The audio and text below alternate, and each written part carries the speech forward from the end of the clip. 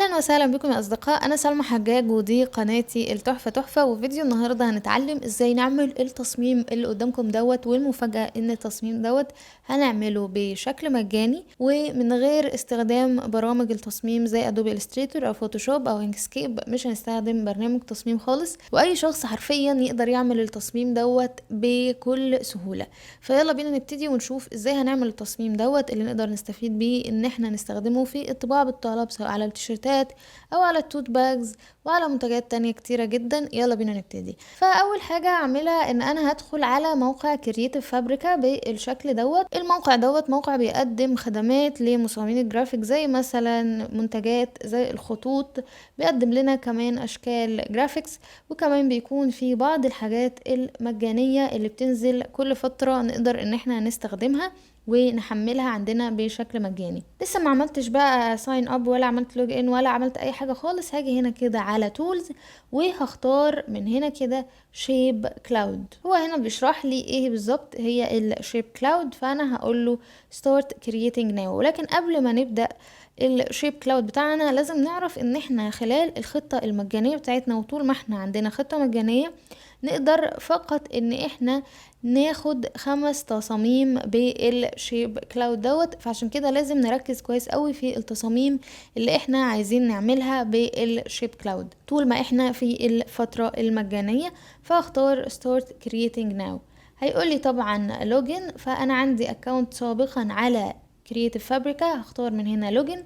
لو انا ما عنديش هعمل اكونت جديد عليه بكل سهوله، هدخل ايميل والباسورد والتفاصيل المعروفه بالنسبه لنا كلنا واختار لوجن بالشكل دوت. هتفتح لي الشيب كلاود بالمنظر اللي انتوا شايفين دوت، في شكل الوش دوت، وفي الكلمات بقى اللي هي الكبيره، في كلمات تانية صغيره. انا هنا بقى همسح الكلمات ديت، انا مش عايزاها. زي ما انتم شايفين هو هنا كاتب لي بقى شيب كلاود وكرافترز وحاجات كده، فاضغط اكس عشان اشيل الكلمات اللي انا مش عايزاها. فانا التصميم اللي حابه اعمله النهارده هيكون عن كلمه نيتشر او عن الطبيعه. جمعت كده على جنب شويه كلمات عن الطبيعه زي نيتشر، فلاور، جيفينج، سبورت، وكير، وهابي، وكايند، وبيوتيفول.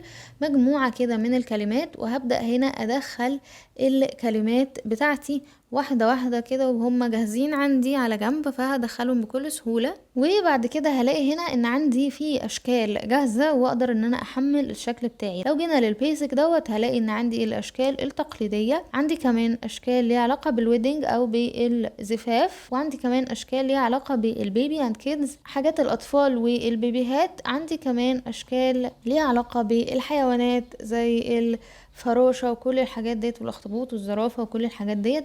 فانا اختار من هنا كده نيتشر واختار شكل الوردة دي، ومن هنا اقدر اختار اي خط من الخطوط ديت، بس انا عايزه باسيفيك ودوت شكله عاجبني، وهختار اللون اللي انا عايزاه وليكن مثلا اللون الاسود. وطبعا كمان اقدر اختار سنجل كولر يعني لون واحد، ولا سكيما بقى يعني عدة الوان مختلفة، فانا عايزه سنجل كولر. وبعد كده من هنا هقول له update changes. هلاقي الشكل بتاعي بقى عامل بالمنظر دوت بكل سهولة، اتعملت في ثواني. هجرب ممكن شكل تاني. طول ما انا بحاول كده عادي خالص، انا لسه ما عملتش داونلود. العداد دوت بيبدأ يعد لما اعمل داونلود للديزاين بتاعي. ممكن مثلا اختار شكل تاني، وليكن الشكل بتاع العصفورة دوت عجبني قوي، ومن هنا كده اقول له update changes. طلع لي الشكل برضو الجميل جدا دوت. خلونا نجرب نفس الكلمات على حاجة تانية، مثلا زي الانيمالز وليكن مثلا الفيل، وهدوس update changes. هلاقي طلعت لي رسمة الفيل بالشكل دوت. طبعا بقى ساعتها هغير الكلمات، وبدل نيتشر ديت هكتب elephant، واحط كل الحاجات اللي انا عايزاها. وطبعا الفراشة عشان انا بحب شكل الفراشة جدا وهو مفضل بالنسبة لي، فحابة اشوف الفراشة تكون عاملة ازاي. هلاقي ده شكل الفراشة، وحقيقي شكلها تحفة فنية واتعملت في اقل من 5 دقايق. يمكن لو الكلمات عندكم جاهزة تحطوها، لو الشكل اللي انتوا عايزينه هنا محددينه، والخطوط تقدروا تغيروا فيها زي ما انتوا عايزين، وكمان الالوان. وتقدروا طبعا تختاروا من مجموعة كبيرة جدا من الالوان، وطبعا من ضمنها اللون الابيض. وخلوا بالكم لو انتوا عايزين تعملوا التصميم على حاجة سودة زي تيشيرت اسود، فطبعا لازم تختاروا اللون الابيض وما تغلطوش وتختاروا اللون الاسود. خلصت بقى التصميم بتاعي وعايزة اعمله داونلود، فاختار من هنا كده داونلود ديزاين. ديزاين، وهلاقي كرياتيف فابريكا حلو جدا في ان هو بيقول لي انا عايزه احفظ التصميم بتاعي في ايه، هل في جرافيك از بي ان جي، عايزه احفظه بصيغه اس في جي. اس في جي دوت اقدر ان انا اعدل عليه ببرامج التصميم المختلفه زي انكسكيب والستريتور، ولا عايزاه بي دي اف، ولا عايزاك داونلود اول. يعني اقدر بالزرار دوت اعمل داونلود اول، فانا هختار داونلود اول بالشكل ده، وهروح من هنا كده عامله اكستراكت للملفات بتاعتي عشان نتفرج عليها مع بعض. وفي ملحوظه مهمه عايزه اقول لكم عليها، ان انا اخترت هنا ان التصميم بتاعي دوت يبقى بالنيفي. النيفي دوت هو درجة من درجات الازرق زي الكحلي، لكن لو انا عايزة بلاك لازم اختار البلاك اللي هو موجود هنا اللي هو الاسود الصريح. فعشان كده هتلاقوا ان التصميم بتاعي مش طالع باللون الاسود. نيجي بقى دلوقتي نشوف الملفات اللي احنا حملناها. هلاقي دوت اتحمل لي بصيغة بي ان جي وخلفية شفافة زي ما انتم شايفين، لون مزرق شوية مش اسود تماما. ده الفايل البي دي اف بتاعي، شكله حلو جدا برضو لو حبيت اطبعه، والجودة بتاعته كويسة جدا.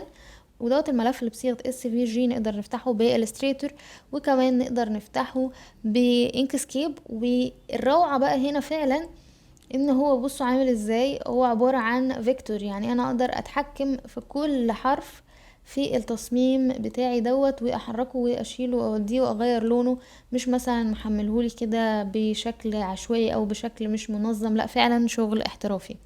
طبعا بعد ما حملنا الملف بتاعنا هيقول لي ان انا بقيلي 4 داونلودز ليفت، يعني انا بقيلي 4 تحميلات فقط في التجربة المجانية بتاعتي للشيب كلاود جنريتور.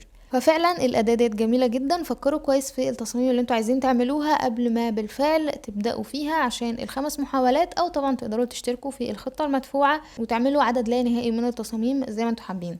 وده كان التصميم بتاع النهارده بطريقه الشيب كلاود. لو عجبكم فيديو النهارده ما تنسوش تعملوا لايك وسبسكرايب وتفعلوا الجرس وتختاروا اول عشان يوصلكم كل جديد. كمان تتابعونا على المدونه فيسبوك تليجرام وانستجرام، هسيب لكم كل الروابط دي تحت في صندوق الوصف. والى اللقاء في فيديو جديد، دمتم بخير، باي باي.